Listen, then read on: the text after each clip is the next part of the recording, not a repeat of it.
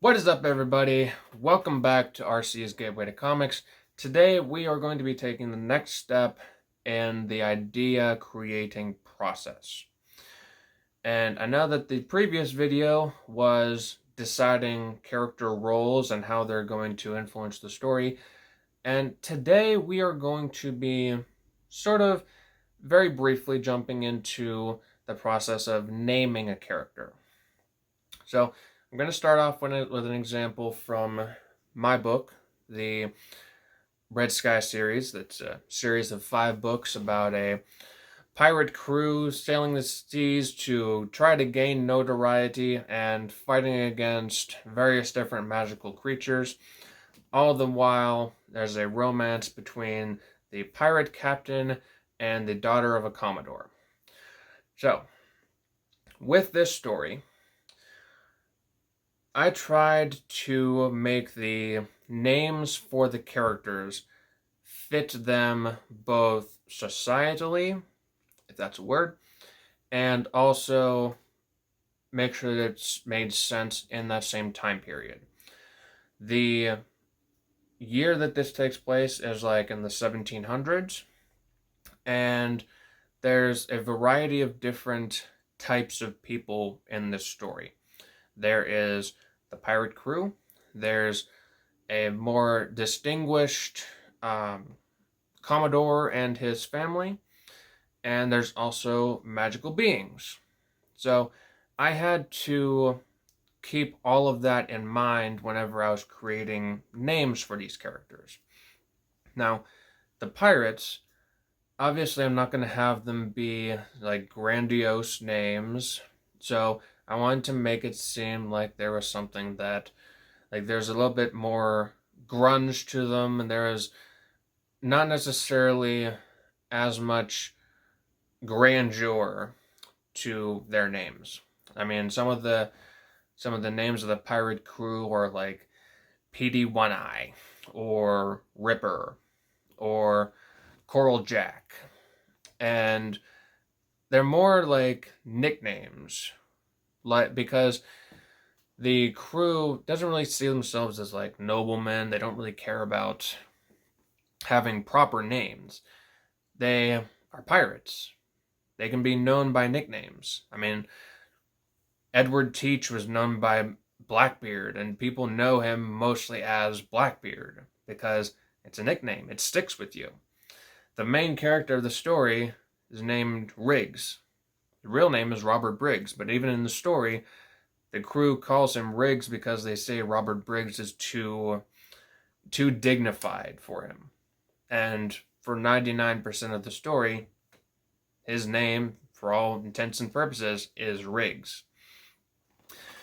Now, on the flip side of that, you have the more distinguished characters, and you have Commodore Matthew Hammond and his family. The daughter that is in the romance subplot with Riggs is Julia Hammond. Now, even just hearing both of those names, it gives you a sense that they are more high class. They have an air of superiority to them. They see themselves as well-to-do English citizens, and their names reflect that because they're slightly longer. They're a little bit drawn out. You can say them with some bravado, and it will sound like it's a name from the 1700s that has some pomp and circumstance to it. And that is a way of setting a character apart from the others in the story. Now, whenever it comes to the more magical characters, you can make something that seems otherworldly and has a unique sound to it. So, the main villain in A Red Skies Upon Us is an evil mermaid called Auroris. And taking a look at that name, She doesn't have a last name. She doesn't really have any sort of nicknames to her, but it seems like something that would be used to name a creature that is set apart from everything else. Because Aurorus comes from a time before the pirates, and she is a magical creature. She is unlike any of the other characters in the story. And that name, because it seems like it has like a mythological origin to it, has that gravity behind it. Because that sticks out from all the other ones. All the other characters, they either have nicknames or they have more proper names. But with Aurorus, it seems like something that is more based in a fantasy realm. And that's what brings out the magical side.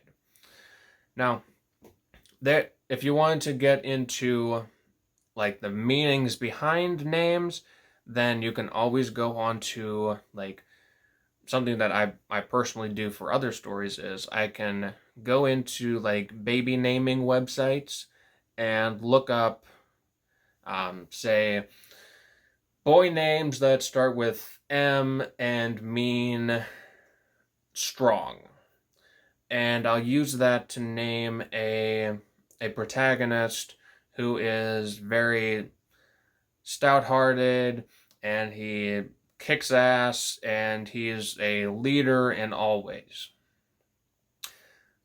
You can always go into those sites. There's tons of them out there, and you can see what these names' meanings are, and if you really wanted to, you could incorporate that into your story. If there is like a prophecy in your story, and you wanted to have a character be specifically named in that prophecy through the meaning of their name, then you can do that. If you wanted to go and see what the most prevalent surnames of the 1700s were, then you can do that as well. I know that there are some names that are used now that wouldn't really fit in with back in the 1700s, and there's some names from back in the 1700s that probably wouldn't fly right now. Like, you probably wouldn't want to name like a super popular cheerleader character Agatha, because that name, it strikes you from a completely different time period, and it seems way out of place. It'd be more likely to be like, I don't know, you'd be better off saying like Brittany or Amy or anything else. But you can take a look at what names were prevalent during what time periods, and it will help you with naming your characters, because sometimes it will really stand out that this character doesn't sound like they're from this time period, and it can come as a detriment to your story. Now, there's a lot of different things that you can look up. You can look up where names are most prevalent, what times names are most prevalent, different meanings behind names. All of that is available on the internet, and I implore you to definitely check it out, because there are some names that I had no idea even existed, and they gave me a lot of inspiration. So there's tons of sites, even if you just look up like baby name sites, then I'm sure you'll find them. I don't need to list them all here because there's way too many to list. But definitely use those to your advantage. Don't just rely on your own brain, because you miss things. Everyone misses things, and you notice there may be some inspiration just waiting for you there that you didn't even imagine there being. So, with that all being said, if you guys enjoyed this video, if you thought it was helpful, please leave a comment down below. Also leave a like. And also, please subscribe to this channel so we can continue to keep bringing these lessons to hopeful creators like yourself. Also, something that I probably should have been doing in the previous videos, make sure to check out my book series, The Red Sky is Upon Us, and the accompanying 4 books available on Amazon and Kindle. And thank you guys all for watching, and I will see all of you in the next video. Peace out.